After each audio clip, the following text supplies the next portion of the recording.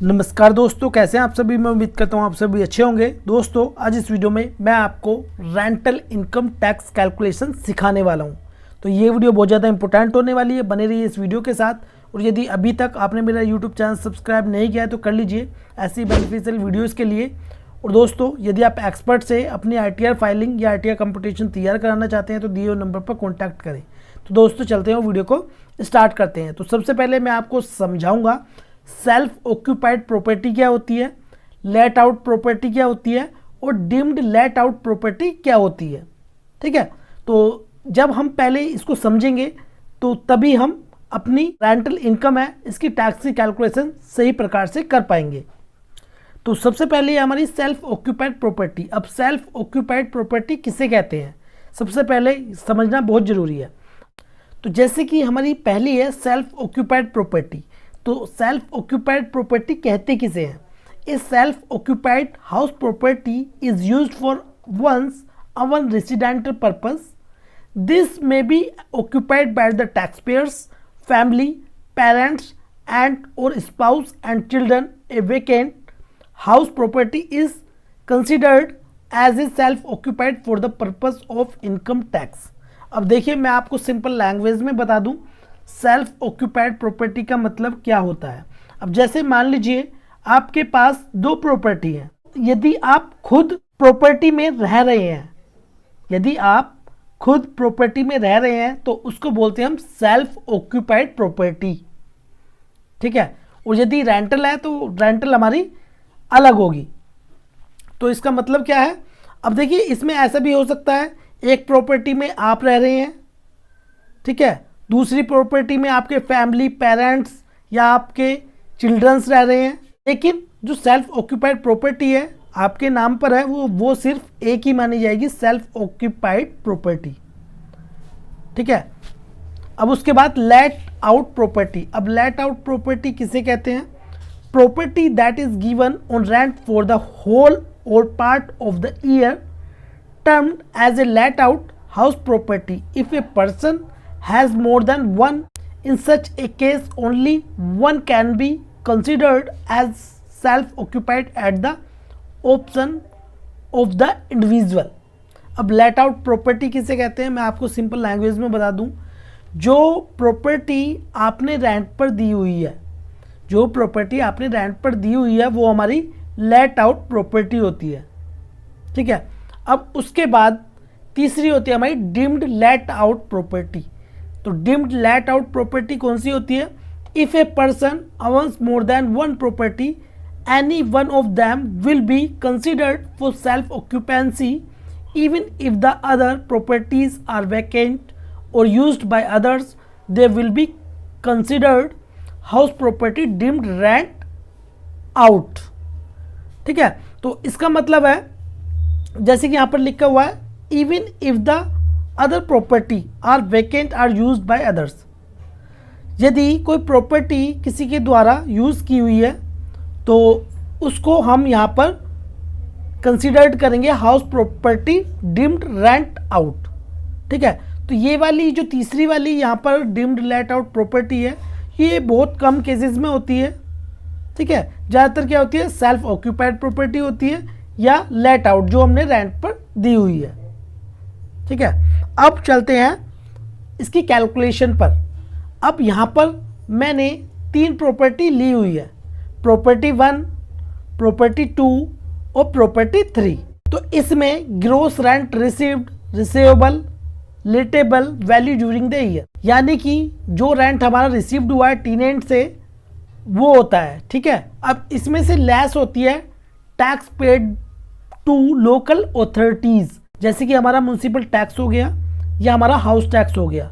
जो हमारा रेंट होता है उसमें से हमारा लेस होता है क्या, लोकल अथॉरिटीज़ यानी कि म्यूनसिपल टैक्स या हाउस टैक्स, ये हमारा माइनस हो जाएगा। तीसरा, इसमें से हमारा लेस होता है अनरिलीज्ड रेंट। अब अनरिलीज्ड रेंट किसे कहते हैं, जो रेंट हमें मिला नहीं। अब जैसे मान लीजिए किराएदार कुछ महीने के लिए रहा लेकिन उसने हमारा किराया नहीं दिया और वो खाली करके ही चला गया। ठीक है, तो वो हमारा एक तरह से किराया मर गया। और उस किराए को हम यहाँ पर कहेंगे अनरिलीज्ड रेंट। ठीक है, वो भी हमारा यहाँ पर लेस हो जाएगा। लेकिन ये लेस आप तभी कर सकते हैं जब आपके पास इसका प्रूफ हो।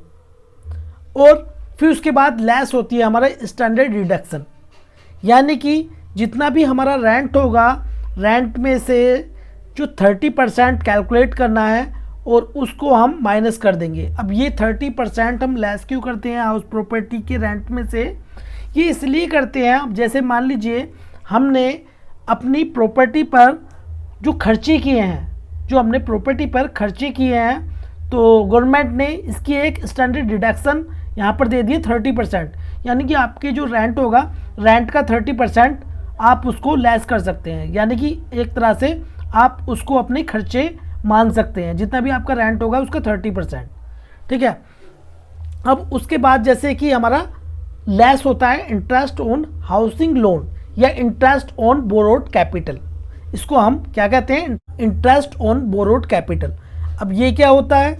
अब जैसे मान लीजिए आपने प्रॉपर्टी पर लोन लिया हुआ है, आपने प्रॉपर्टी पर लोन लिया हुआ है, तो जो प्रॉपर्टी पर लोन लिया है और उसका जो इंटरेस्ट है, तो वो भी हमारी यहाँ पर लेस होती है। कितनी होती है मैं आगे इस वीडियो में आपको बताने वाला हूँ। जैसे कि हमारी प्रॉपर्टी नंबर फर्स्ट, इसमें जो हमें रेंट रिसीव हुआ है वो हुआ है 1 लाख रुपए का। लेस होगा हमारा tax paid to local authorities, municipal tax या हाउस टैक्स। तो हमारा यहाँ पर अभी हाउस टैक्स हमने पे नहीं किया है। ठीक है, अब उसके बाद अनरिलीज्ड रेंट, तो अनरिलीज्ड रेंट भी हमारा कुछ नहीं है। अब उसके बाद लेस होगी हमारी standard deduction at the rate 30%। जैसे कि मैंने आपको बताया है, यदि आपकी प्रॉपर्टी रेंट पर है, ठीक है, तो रेंट का 30% वो हमारा लेस हो जाएगा। अब जैसे कि हम 1 लाख रुपए का यहाँ पर 30% निकालें तो कितना होगा? यदि 1 लाख का 30% निकालेंगे तो 30,000 रुपये आएगा। ठीक है, अब उसके बाद इंटरेस्ट ऑन हाउसिंग लोन, तो इस प्रॉपर्टी पे हमारा कोई भी लोन नहीं चल रहा है। तो अब हमारा जो प्रॉपर्टी फर्स्ट का जो रेंट है वो 70,000 रुपये बना। ठीक है, अब आ जाते हैं प्रॉपर्टी सेकंड पर। तो इसमें हमारी जो रेंट था, हमें रेंट रिसीव हुआ यहाँ पर 1,50,000 रुपये। ठीक है, अब यहाँ पर हमारा हाउस टैक्स या म्यूनसिपल टैक्स नहीं था, आपकी कंडीशन में है तो आपको डालना है। अब उसके बाद अनरिलीज्ड रेंट, तो ये भी हमारा नहीं है। बाद लेस स्टैंडर्ड डिडक्शन। अब इसमें हमें क्या करना है? 1,50,000 का 30% यहाँ पर निकालेंगे तो कितना बनेगा? 45,000 रुपये। तो ये 45,000 रुपये हमारा 1,50,000 में से माइनस हो जाएगा। इंटरेस्ट ऑन हाउसिंग लोन, तो इसमें हमारा इंटरेस्ट ऑन हाउसिंग लोन था, हमारा 35,000 रुपये हमने इंटरेस्ट पे किया था। तो ये भी हमने क्या किया? इंटरेस्ट ऑन बोरोड कैपिटल या इंटरेस्ट ऑन हाउसिंग लोन, ये हमने माइनस कर दिया। तो अब हमारा यहाँ पर रेंट कितना हो जाएगा? अब 1,50,000 में से माइनस करेंगे 45,000 और 35,000, तो कितना हो गया? 70,000 रुपये। तो जो हमारा रेंट होगा इसमें से 30% हम यहाँ पर इसका निकालेंगे। फिर उसके बाद जो इंटरेस्ट ऑन हाउसिंग लोन या इंटरेस्ट ऑन बोरोड कैपिटल होगा इसको माइनस कर देंगे। अब ऐसा भी हो सकता है कि ये आपका ज़्यादा भी हो सकता है। अब जैसे मान लीजिए आपने इंटरेस्ट पे किया, यहाँ पर 2 लाख रुपए यहाँ पर पे किया है। कितना? 2 लाख रुपए। तो इसमें ऐसा नहीं है कि कम हो, इसमें ज़्यादा भी हो सकता है। और मैं एक बात आपको बता दूं, यदि आपकी प्रॉपर्टी रेंट पर है और आपने उस पर लोन लिया हुआ है, जो लोन लिया है उस पर जो इंटरेस्ट पे किया है उसकी कोई भी सीमा या अमाउंट नहीं है कि इतनी हम इसमें क्लेम कर सकते हैं। कब? जब आपकी प्रॉपर्टी रेंट पर है और आपने लोन लिया हुआ है और लोन पर इंटरेस्ट पे किया हुआ है। यदि आपकी प्रॉपर्टी सेल्फ ऑक्यूपाइड है तो तब हम कितना यहाँ पर डिडक्शन ले सकते हैं या क्लेम कर सकते हैं या कितना लेस कर सकते हैं इंटरेस्ट ऑन हाउसिंग लोन या इंटरेस्ट ऑन बोर्ड कैपिटल को, तो उसे मैं आपको इस प्रॉपर्टी थर्ड में बताने वाला हूँ। और दोस्तों मुझे कमेंट बॉक्स में कमेंट करके बताइए आपके केस में कितनी प्रॉपर्टी है। ठीक है, तो यहाँ पर जैसे कि मैंने आपको बताया था, हमने मान लीजिए यहाँ पर पे किया 25,000 रुपये। ठीक है, तो रेंट अब हमारा सेकंड प्रॉपर्टी से कितना हो गया? टैक्सेबल 80,000 रुपये। अब बात करते हैं प्रॉपर्टी नंबर थर्ड।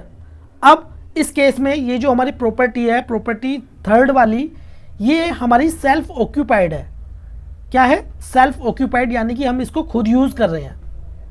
यदि हम खुद यूज़ कर रहे हैं तो रेंट तो आएगा नहीं, ठीक है।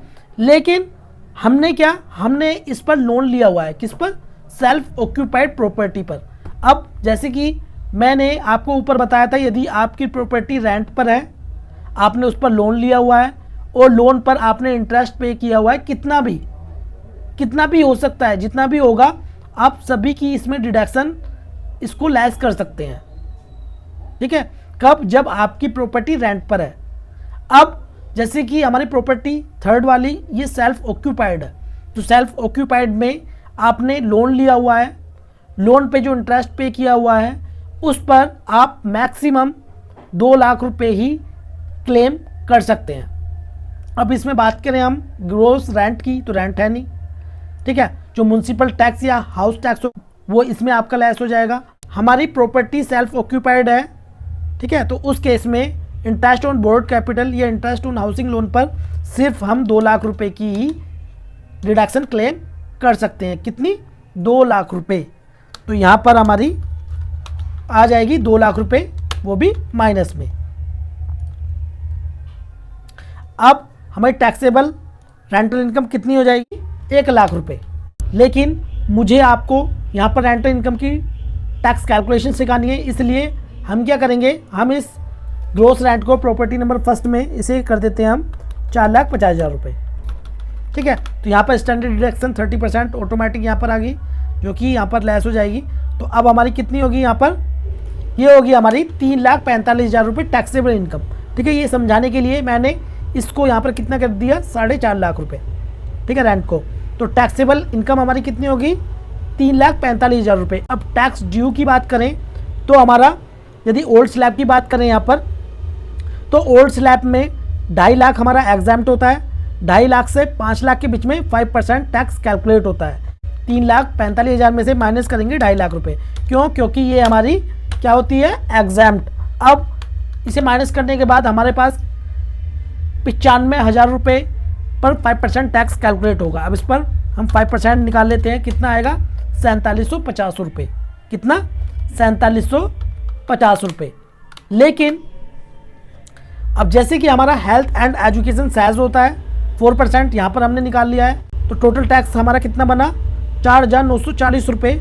लेकिन हमारी न्यू स्लैब में और ओल्ड स्लैब में हमारी रिबेट होती है, रिबेट अंडर सेक्शन 87A। यदि आपका टैक्स 12,500 रुपये तक बनता है तो आपको 1 रुपया भी यहाँ पर टैक्स पे नहीं करना। तो यहाँ पर हमारा कितना हो जाएगा, 4,940 रुपये ही यहाँ पर हमारे लेस हो जाएंगे। तो इसमें हमारा TDS था 2,500 रुपये, जो कि हमारा ये अब रिफंड हो जाएगा। क्यों, क्योंकि हमारा जो टैक्स बना था वो हमारा रिबेट में ही एडजस्ट हो गया। तो दोस्तों, ये वीडियो आपको कैसी लगी प्लीज़ कमेंट बॉक्स में जरूर बताएं। ये वीडियो आपको अच्छी लगी तो प्लीज़ लाइक कर दें और इस वीडियो को शेयर करें अपने फ्रेंड्स के साथ। वीडियो देखने के लिए धन्यवाद।